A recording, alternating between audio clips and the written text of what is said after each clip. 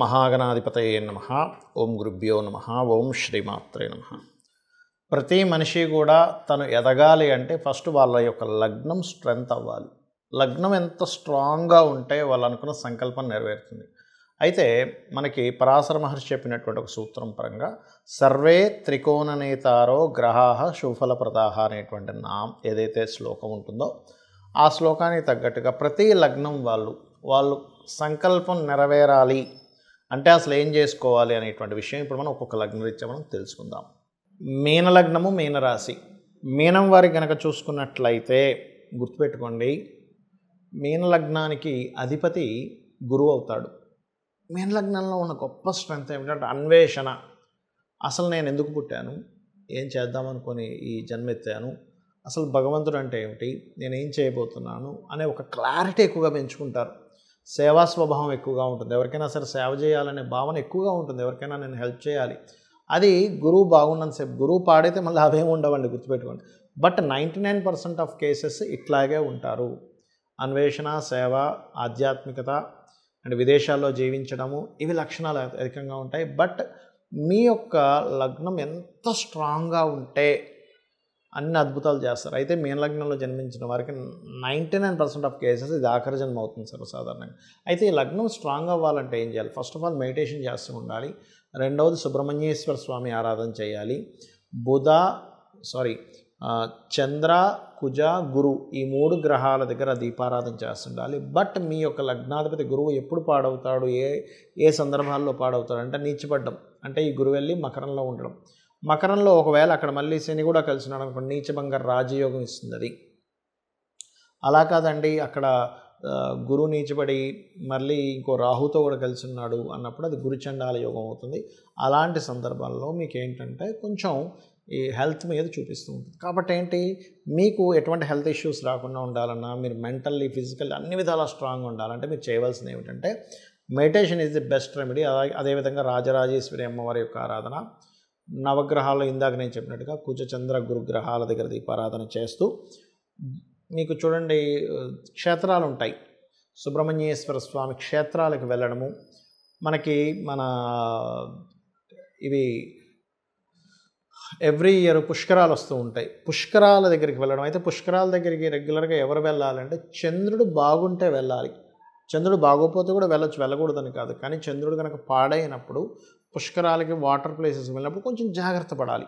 అప్పుడు ఏమవుతుందంటే మీ యొక్క జాతక చక్రరీత్యా మీరు మీనలగ్నంలో జన్మించారు అంటే మీ యొక్క మీనలగ్న రీత్యా మీరు గనక ఎంత తీర్థయాత్రలకి, నదులకి, నదములకి మీరు ఎంత వెళ్తూ ఉంటారో మీ పాపకర్మ అంతా కూడా నదులకు వెళ్ళడం ద్వారా క్లియర్ అవుతుంది.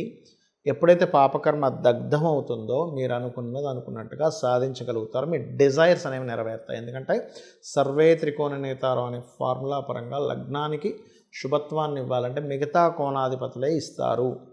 సో మిగతా కోణాధిపతులు అంటే 5వ అధిపతి అంటే పంచమం మన ఆలోచన, 9వ అధిపతి అంటే గాడ్ మన ఆలోచన అండ్ భగవంతుడు 2 కనెక్ట్ అయినప్పుడు మనకు మంచి జరుగుతుంది.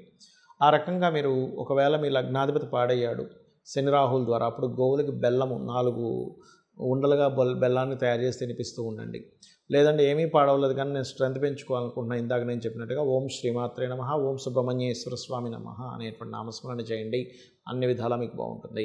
అందరికీ లగ్నం తెలియాలని రూల్ లేదు, వాళ్ళ నక్షత్రం తెలియాలని రూల్ లేదు, వాళ్ళ రాశి తెలియాలని రూల్ లేదు. కానీ తెలియనప్పుడు ఏం చేయాలో కూడా చెప్తాను. అదేవిధంగా అసలు ఎగ్జంప్షన్స్ ఏమిటి, ఎగ్జంప్షన్స్ ఏం చూసుకోవాలి, ఎట్లాంటివి అనేటువంటివి చెప్తా. ఇప్పుడు మనం పాయింట్ నెంబర్ 1, ఇక్కడ మనం ఒక లగ్నానికి అని చెప్పి తీసుకున్నాం. ఒక్కొక్కసారి ఏమవుతుందంటే ఆ లగ్నాధిపతి రూల్ చేయకుండా ఇంకొకరికి అందిస్తారు. అది ఎలా జరుగుతుంది అంటే ఆత్మ సంబంధినో ఏచ ఏ నిజస ధార్మిణ తశాంతర్దశాశ్వేవ దిశదిశ్వదశాఫలం అంటే మహాదశా ఫలితాలు ఎలా ఇస్తాయి అనేటువంటి దాని మీద ఒక శ్లోకం చెప్పడం జరిగింది పరాశర మహర్షి. అంటే అదేంటి, ఆత్మ సంబంధం బట్టి అంటే అదే ప్లానెట్ ఇవ్వకుండా అది ఏ గ్రహంతో సంబంధం పెట్టుకుందో దాన్ని PAC అంటారు. అంటే ప్లేస్మెంట్, ఆస్పెక్ట్ అండ్ కంజంక్షన్. తద్వారా ఆ యొక్క ఫలితాలు ఇస్తుంది. అలాగే ప్రతి గ్రహం కూడా తన ఫలితం తను ఇవ్వకుండా వేరే గ్రహాన్ని అందిస్తుంది. అప్పుడు పర్సనల్ చార్ట్లో వేరే గ్రహం ఏ గ్రహానికి వెళ్ళిందో పర్సనల్ చార్ట్ చూసుకొని దాన్ని బట్టి చేసుకోవాలి.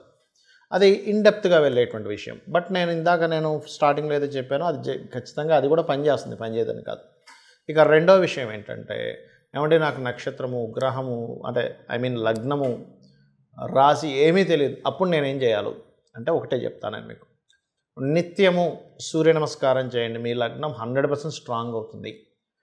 అంటే లగ్నం గనక స్ట్రాంగ్ అయింది అంటే మీరు ఏదైనా సాధించగలుగుతారు. అంటే మనం ఫస్ట్ స్ట్రెంగ్త్‌ఫుల్‌గా ఉండాలిగా.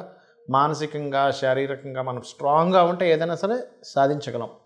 అతను విల్ పవర్‌తో అతను సాధించాడు. అతని యొక్క ఐడియాలజీతో సాధించాడు. అతను ఓపికతో సాధించాడని చెప్తూ ఉంటాం.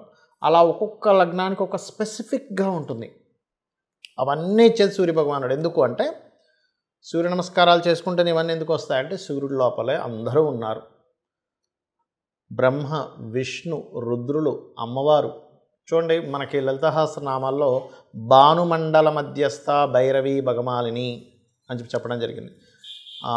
వాయు పురాణంలో మీరు కనుక శివలింగం లేదు మీ దగ్గర, శివునికి పూజ చేయాలనుకుంటున్నారు, సూర్యుడి మీద ఇలా వదలండి, నీళ్ళు వదలండి, అదే శివునికి చేసేటువంటి అభిషేకం అని చెప్పడం జరిగింది. అంటే ఏమిటి? శివుడు, అమ్మవారు, విష్ణువు, సకల దేవతలు, అప్సరసలు, అదేవిధంగా యక్షులు, గంధర్వులు, పితృదేవతలు, నాగులు, వీళ్ళందరూ అందులోనే ఉంటారు. కాబట్టి ఫస్ట్ చేయండి. రెండవది, ఈ యొక్క కలియుగంలో ముఖ్యంగా శాస్త్రాల్లో చెప్పినటువంటిది గణపతి యొక్క ఆరాధన, చండీ పారాయణము. చండీ మీరు వేలు ఖర్చు పెట్టి నా దగ్గర డబ్బులు లేవండి హోమమే చేయాలంటే అని అక్కర్లే. ఈ కలియుగానికి ఉన్న గొప్పతనం ఏంటంటే చండీ వింటూ మీరు చండీని ప్లే చేసుకోండి. చక్కగా మెడిటేషన్లో కూర్చోండి. మీరు హోమం చేస్తున్నట్టుగా ఊహించుకోండి. ఎందుకంటే కలియుగానికి ఉన్న చాలా గొప్ప విషయం ఏంటంటే మీరు ఒక మంచి పనిని ఊహించుకుంటే దాని ఫలితం వచ్చేస్తుంది. డబ్బులున్న అందరూ ఆల్రెడీ నా దగ్గర డబ్బులు ఉన్నాయండి అని మనీ ఉన్న వాళ్ళు నేను చెప్పేది కాదు. మనీ లేక ఇబ్బంది పడుతూ అయ్యో నేను అలాగా నా జీవితంలోనే ఈ అప్పులు ఎలా తీరాలి, మా పిల్లలకి చదువులు ఎలా చదివించుకోవాలి, నేను ఎలా ఎదగాలని తపన ఉన్న వాళ్ళు, మనీ లేని వాళ్ళ గురించి నేను చెప్తున్నా. ఆల్రెడీ డబ్బులు ఉన్నాయి, హ్యాపీగా చేసుకోండి. ఎందుకంటే మీరు ఎప్పుడు కూడా మనీ ఉన్నప్పుడు ఖర్చు పెట్టాలి. ఇంకో 10 మందికి దానివల్ల ఉపాధి కలుగుతుంది. లేవు ఈ రకంగా చేసుకోవచ్చు. ఈ కలియుగా అనుకున్న గొప్ప ఇది. అదేవిధంగా మీరు ఇంకా బాగా స్ట్రెంగ్తెన్ అవ్వాలి, మీ లైఫ్ చాలా స్ట్రాంగ్గా మారాలి. ఎందుకంటే ప్రతి ఒక్కరికి ఉంటుంది నేను నిరూపించి చూపించాలి, నేనంటే ఏంటో నేను నిరూపించి చూపించాలని ఉంటుంది. అలాంటప్పుడు దత్తాత్రేయుడి యొక్క ఆరాధన, సూర్యభగవానుడి ఆరాధన చేసుకోండి. గోవులకి గోధుమ రవ్వ మరియు అరటికాయలు ఈ రెండింటిని తినిపించండి. మీ లగ్నం ఏదైనా కానివ్వండి గుర్తుపెట్టుకుని. అలాగే క్యారెట్స్ తినిపించండి. దీంతోపాటు ఉదయం నిద్రలేచిన వెంటనే సుబ్రహ్మణ్యేశ్వర స్వామిని చూడండి. సుబ్రహ్మణ్యేశ్వర స్వామి ఏంటంటే కేవలం చూసిన మాత్రం చేత అతను అనుగ్రహిస్తాడు. ఇది గుర్తుపెట్టుకోండి.